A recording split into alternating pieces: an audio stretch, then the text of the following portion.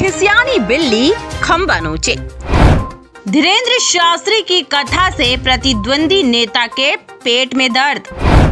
World record बनाने वाली पनागर कथा का मांगा हिसाब।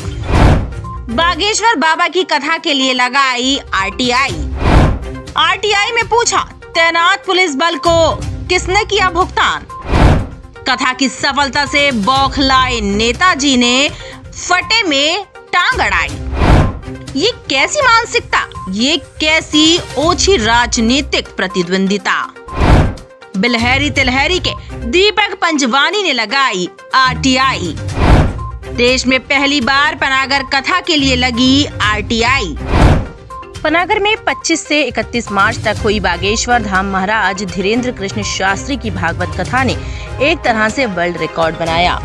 मध्य प्रदेश ही नहीं, पूरे भारतवर्ष में इस विराट अद्भुत कथा की चर्चा हो रही है। अलौकिक अकल्पनीय व्यवस्थाओं के बीच भक्तों की भारी भीड़ ने पहले के सभी रिकॉर्ड तोड़ दिए। जाहिर है ये कथा और उसकी संपूर्ण व्यवस्थाएं पनागर विधायक इंदु तिवारी एवं श्रीमती माया तिवारी ने कराई थी, लिहाजा उनके नाम का डंका पिट रहा है। ऐसी दशा में कुछ भाजपा के ही नेताओं के पेट में दर्द होने लगा है, जो कथा की सफलता और रिकॉर्ड को पचा नहीं पा रहे हैं। अंधी और छोटी मानसिकता के तहत राजनीतिक प्रतिस्पर्धा का ऐसा नमूना पेश किया जा रहा है जिससे भक्त ही नहीं हर किसी को ऐतराज है और वे आक्रोशित भी हैं। जानकारी मिली है कि राजूल टाउनशिप मंडला रोड में रहने वाले दीपक पंजवानी नामक शख्स ने सूचना के अधिकार अधिनियम के तहत आवेदन लगाया है, जिसमें हास्यास्पद बिंदुओं पर आरटीआई के तहत जानकारी मांगी गई है।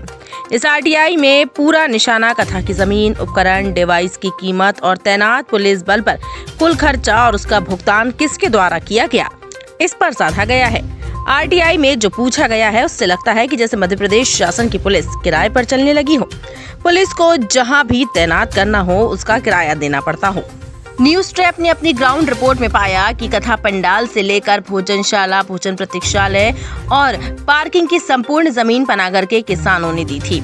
1 इंच भी जमीन सरकार की नहीं है। इसके बाद भी आरटीआई में जमीन और सरकारी परमिशन की जानकारी मांगी गई, जो समझ के परे है। यह RTI B75 Rajul township Mandla road में रहने वाले दीपक पंजवानी ने लगाई है। सूत्रों का कहना है कि दीपक पंजवानी एक वरिष्ठ भाजपा नेता के बेहद करीबी हैं और सोशल मीडिया के तमाम प्लेटफॉर्म पर उनसे जुड़े भी हैं।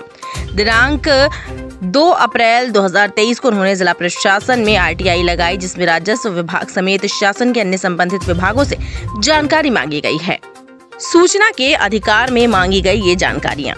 सबसे पहले, कितने पुलिस अधिकारियों की तैनाती की गई, तैनात पुलिस बल पर खर्च कितना, उपकरण, डिवाइस, व्हीकल व अन्य प्रॉपर्टीज की कीमत, सरकारी रिसोर्स को भुगतान किसने किया, आयोजन स्थल की व्यवस्थाओं के लिए ली गई परमिशन, आयोजन स्थल की जमीन निजी है या सरकारी, आयोजन स्थल की भूमि की लागत का प्रतिदिन का किराया कितना, वगैरह वगैरह। न्यूज ट्रैप ने अपनी ग्राउंड रिपोर्ट में पाया कि भागवत कथा पंडाल से लेकर भोजनशाला, भोजन प्रतीक्षालय और पार्किंग के लिए जिस जमीन का उपयोग किया गया वह पूर्णतः क्षेत्रीय किसानों की निजी जमीन है, कोई भी सरकारी जमीन नहीं है। आरटीआई लगने के बाद पूरे पनागर समेत जबलपुर जिले में चर्चा है कि आखिर वह नेता कौन है। क्या राजनीतिक प्रतिद्वंदिता के तहत आरटीआई का ताना बाना बुना गया है ताकि ऐतिहासिक कथा कराने वाले नेता की प्रसिद्धि, उसकी प्रतिष्ठा पर आंच पहुंचाई जा सके। बड़ा सवाल ये है कि बिलहरी तिलहरी में रहने वाले दीपक पंजवानी को पनागर की कथा के तमाम खर्चे, व्यवस्था, परमिशन में इतनी दिलचस्पी आखिर क्यों है। सूत्रों से जानकारी मिली है कि आरटीआई लगाने वाले दीपक पंजवानी जबलपुर के एक वरिष्ठ भाजपा नेता के सोशल मीडिया प्लेटफॉर्म में भी जुड़े हुए हैं। उक्त नेताजी से उनके बेहद करीबी संबंध है। पनागर के लोगों का मानना है कि उक्त नेताजी की ही दिलचस्पी है कथा पंडाल व्यवस्थाओं के खर्चे पाने से लेकर जमीन और परमिशन को जानने में। जबलपुर पनागर की ये कथा भारत के इतिहास में अब तक तो लिखी जानी चाहिए। जहां 51,000 माताओं के सिर पर कलश हो, भारत के इतिहास में क्यों लिखी जानी चाहिए ये तो सुनो।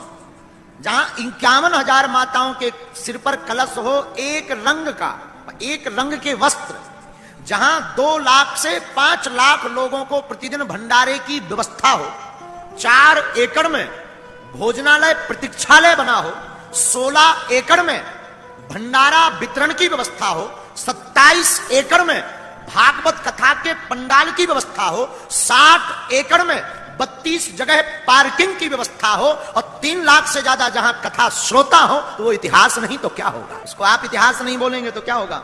हमें तो लगता है कि इस क्षेत्र का और मध्य प्रदेश का सबसे बड़ा महाकुंभ कथा का लगा है पनागर में।